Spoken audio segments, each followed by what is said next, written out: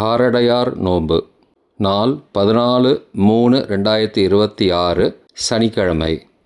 இந்த நன்னாளில்தான் இறந்த தனது கணவன் சத்யவானையே மீட்டு திரும்பினாள் சாவித்ரி தேவி. அவள் ஆரம்பித்த இந்த விரதத்தை அன்று முதல் இன்று வரை நமது பெண்கள் தவறாது செய்து தனது கணவனின் ஆயுளை நீட்டிக்க செய்து வருகிறார்கள். இதனால் அந்த பெண் தன்னையும் தனது கணவர் மற்றும் குழந்தைகளையும் மிருத்யு அதாவது மரணம் யமபயத்திலிருந்து காப்பாற்றுகிறாள். அதற்கான விரதமே காரடையார் நோன்பு என்னும் காமாட்சி விரதம். காலை முதல் எதுவும் சாப்பிடாமல் விரதம் அதாவது உபவாசம் இருந்து மாலை மாசி மாதமும் பங்குனி மாதமும் கூடும் நேரத்தில் பங்குனி மாதம் துவங்கும் முன்பாக அடை என்னும் உணவுப் பொருளை அம்மனுக்கு காமாட்சி தேவிக்கு நிவேதனம் செய்து அம்பாளை வணங்கி குழந்தைகள் உட்பட பெண்கள் அனைவரும் தங்களது கழுத்தில் மஞ்சள் சரட்டை கட்டிக்கொள்வதே காரடையார் நோன்பு.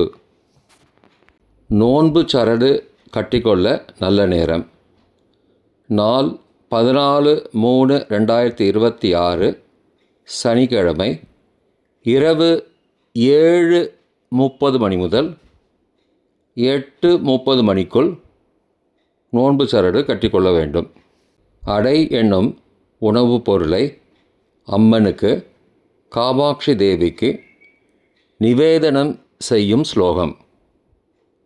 உருகாத வெண்ணையும் ஓரடையும் நான் தருவேன், ஒரு காலம் என்னை விட்டு என் கணவர் பிரியாதிருக்க வேண்டும்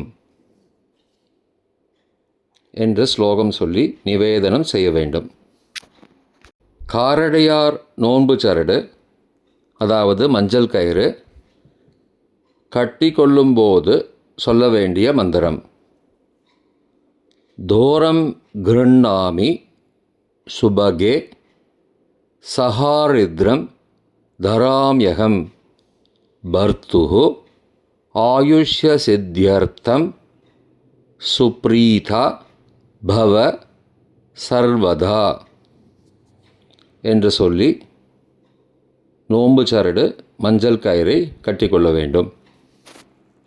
இந்த மந்திரத்தின் பொருள் மஞ்சளுடன் கூடிய இந்த மங்கள கயிற்றை சரட்டை முறையாக விரதமிருந்து நான் எனது கழுத்தில் கட்டிக்கொள்கிறேன்.